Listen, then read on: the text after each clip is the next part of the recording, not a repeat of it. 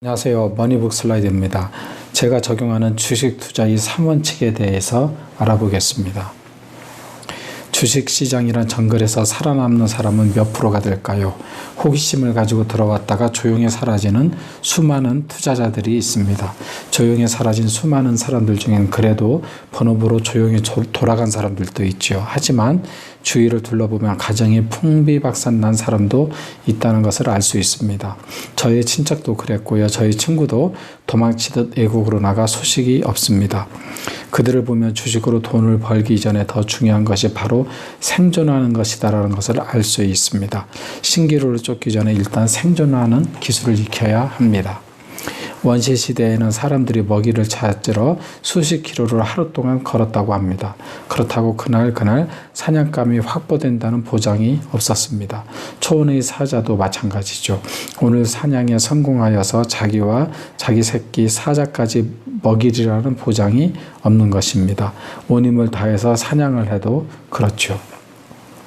그래도 물론 밀림이 왕자이니 확률은 높습니다. 왜 버팔로는 사자로 태어나지 않아 그들이 밥이 되나 생각하며 사자가 사냥을 하는 프로를 보면 저는 항상 그 불쌍한 먹잇감인 버팔로를 응원합니다. 그러나 생태계의 법칙상 사자도 다른 동물을 잡아 죽이고 먹어야 생존을 할 수 있습니다. 주식시장도 누구는 누저가 되어야 하고 누구는 승자가 되어야 합니다. 이게 생태계의 법칙인 것이죠.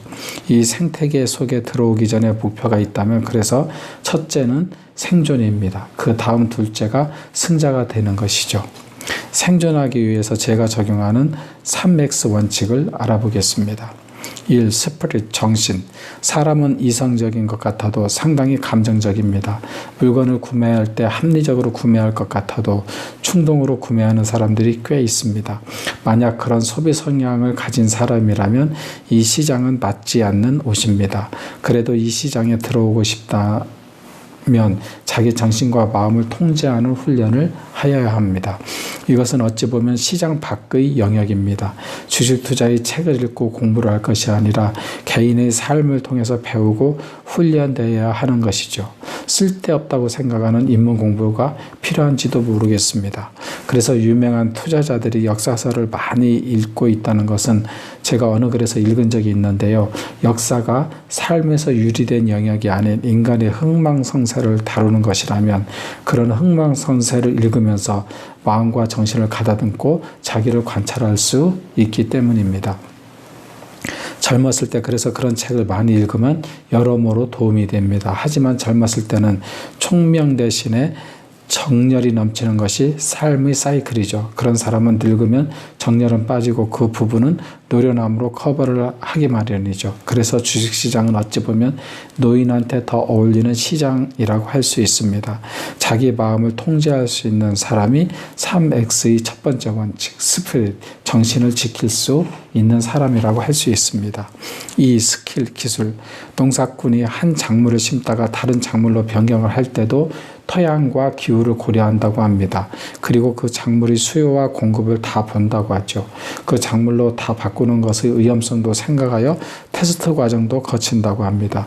그런 초보 농부도 한 작물의 특성을 터득하는데 몇 년이 걸리는 일이죠. 주식거래도 이와 마찬가지입니다. 하지만 이 스킬 부분은 주식거래를 함에 있어서 초보자들이 아주 중요하게 생각하고 열심히 이 부분만 공부한다는데 또 문제가 있다고 할 수 있습니다. 그들은 유료 세미나에서 가서 돈을 내고 정보도 모읍니다. 유료 정보클럽에 가입해서 소위 말하는 핵심주를 받습니다. 이 부분에서는 챙겨야 할 것이 또한 스킬에서는 수도 없이 많습니다. 거시적인 경제 지표도 보아야 하지만 미시적인 것도 보아야 하고 기업의 기본 정보도 보아야 합니다. 경영진의 능력과 도덕성도 보아야 합니다. 그리고 재무제표도 보아야 합니다. 여기에 경쟁 기업과 또한 비교도 해야 되죠. 더하여 이제는 본격적으로 투자의 기법을 배워야 합니다. 거래량 예를 들어서 MACD, 엔벨로프, 포스 인덱스 등 수많은 보조 지표가 있습니다. 이런 것을 어찌 다 혼자 커버할 수 있겠는가.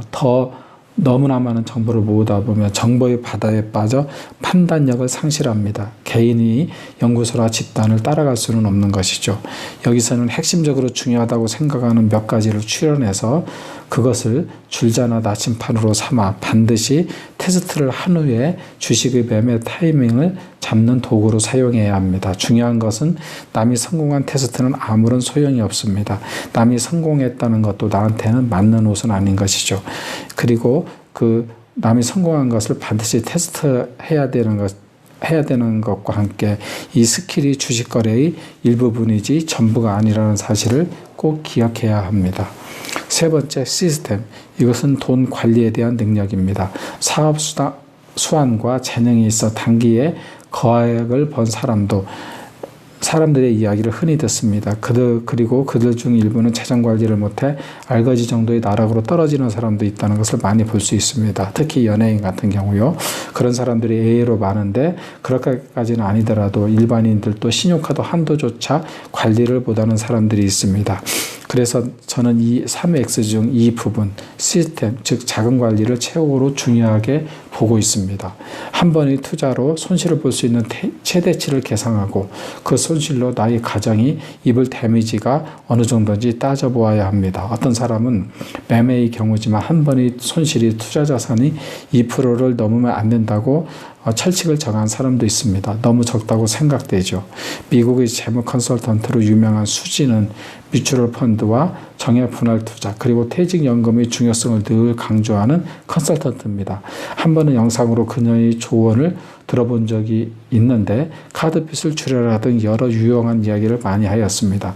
그녀는 자기 자산의 4%만 주식에 투자를 한다는 보도를 보았습니다. 그 이유는 그 정도 돈을 잃어도 크게 신경을 쓰지 않을 수 있기 때문이라고 말했습니다. 그렇습니다. 이 시장에서 살아남으려면 한 번의 실패로 크게 신경을 쓰지 않을 정도의 손해를 볼 수 있는 철저한 자금 계획을 세우고 실제 그대로 한도를 정하고 관리를 해야 합니다. 잠수함이나 항공모함도 한 발의 어뢰 등으로 공격을 받아도 전체가 침몰되지 않게 부분으로 설계가 되어 있다고 하죠. 이게 쉬운 일인데 이것을 못하는 사람들이 예외로 많습니다. 정리를 하면요. 첫 번째는 스프릿, 마음을 통제하라. 두 번째는 스킬을 익혀라. 세 번째는 시스템으로 전체가 무너지지 않도록 관리를 해라. 이렇게 되겠습니다. 내용이 유익하다면 좋아요와 구독을